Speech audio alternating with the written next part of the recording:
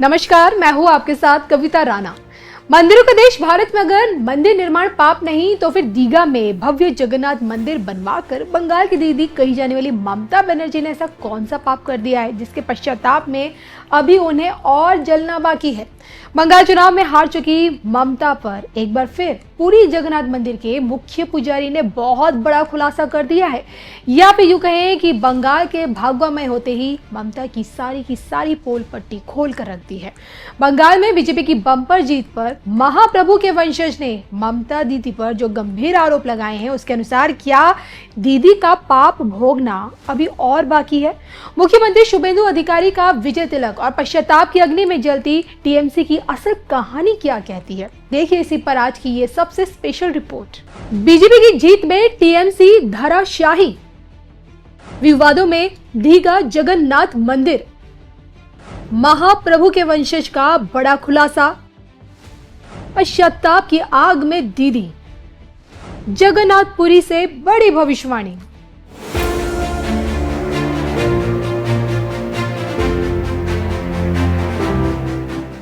बंगाल के दीघा में 250 करोड़ की लागत से बना जगन्नाथ मंदिर भक्तों के लिए खोला जा चुका है और देखने में तो देखिए मंदिर जो है ना जगन्नाथपुरी की फोटोकॉपी है और जो कि मंदिर का सारा खर्च ममता सरकार के पॉकेट से ही गया था और जिस कारण भाजपा टीएमसी पर हमेशा इसको लेकर हमलावर रही।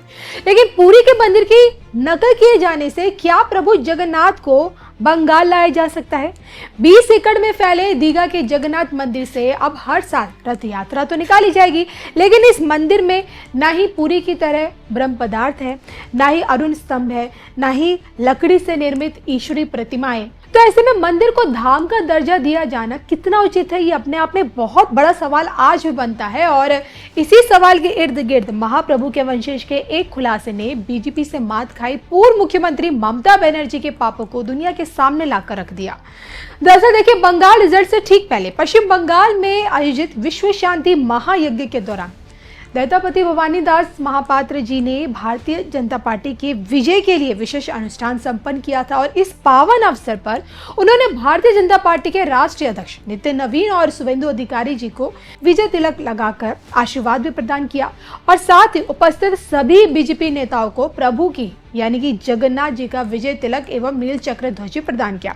और इसी महायज्ञ के आशीर्वाद और प्रभु कृपा से आज जब सोचिए बंगाल में भारतीय जनता पार्टी की सरकार बन चुकी है तो सामने आकर प्रधान पुजारी दत्तापति जी ने ममता दीदी पर फिर से निशाना साधा, उन्हें एक बार फिर अपने किए गए पापों का याद दिलाया और उनका इस बार ये साफ कहना था, जहां टीएमसी की पूर्व मुख्यमंत्री ममता बनर्जी ने घोर अपराध किया, इस अपराध का कोई क्षमा नहीं। आप देखेंगे बात इतने में खत्म नहीं होगा, उनके इस षड्यंत्र में जो साथ है ये दंड उनको भी मिलेगा। ममता बनर्जी ने शास्त्र के विरुद्ध जाकर वहां पर धाम का नाम दे दिया। हम सब जानते कि हमारे 4 धाम हैं, जगन्नाथपुरी, रामेश्वरम, द्वारिका और बद्रीनाथ, लेकिन 5वां धाम ये बहुत बड़ा अहंकार उनका था। मैं धाम बनाऊंगी, मैं मुखिया बनूंगी। आप कैसे मुखिया बनेंगी जो राम भगवान के नाम पर चिढ़ते हैं? आप धराशाही हो जाएंगे। तो प्रतिफल यही हुआ। शुभेंदु अधिकारी बोले कि हम धर्म का कार्य करना चाहते हैं। मैंने कहा आप प्रभु की शरण में आ जाइए, क्योंकि यहाँ से कोई भी खाली हाथ कभी नहीं गया है। महाप्रभु को जिस किसी ने स्मरण किया, जो मांगा महाप्रभु ने उसे दिल खोल कर दिया।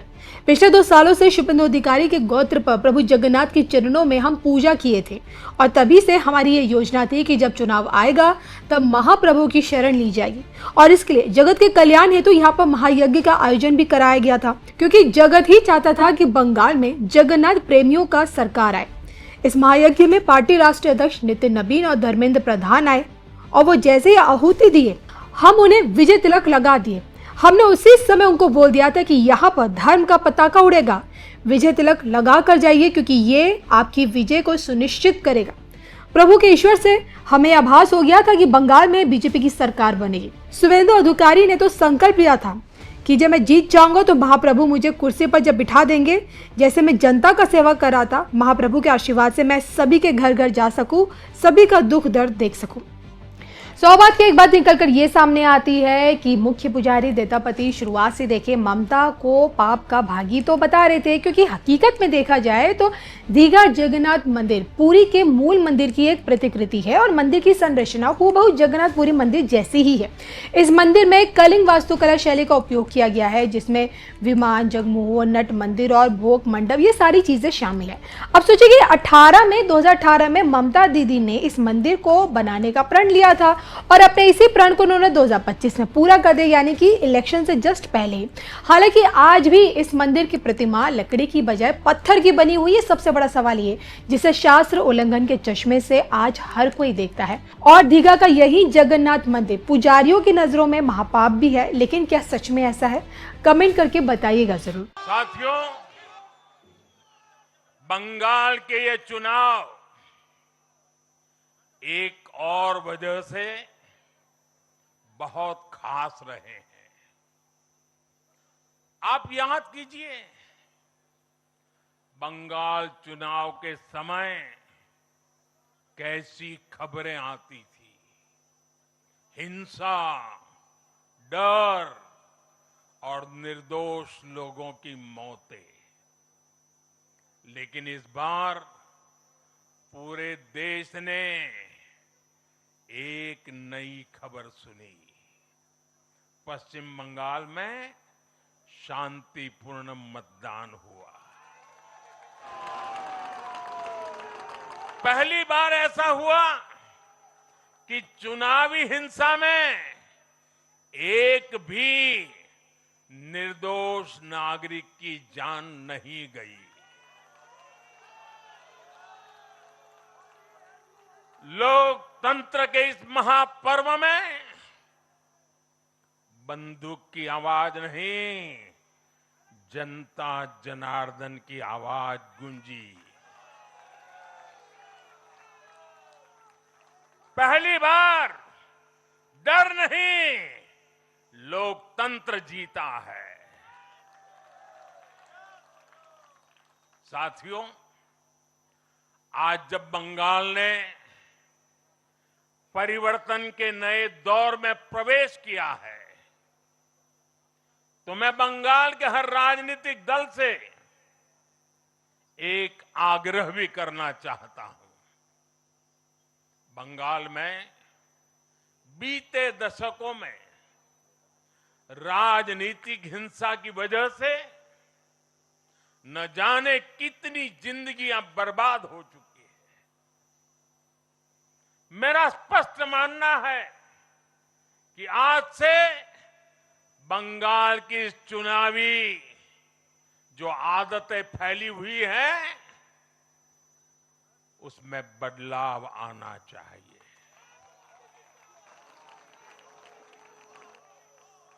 आज जब भाजपा जीती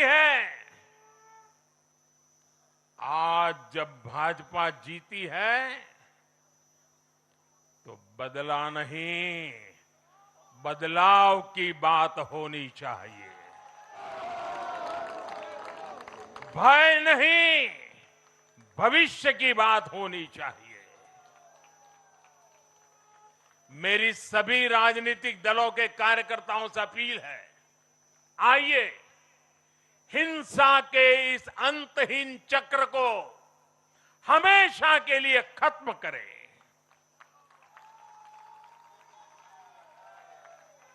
किसने किसे वोट दिया, किसे नहीं दिया, उससे ऊपर उठकर बंगाल की सेवा के लिए काम करें।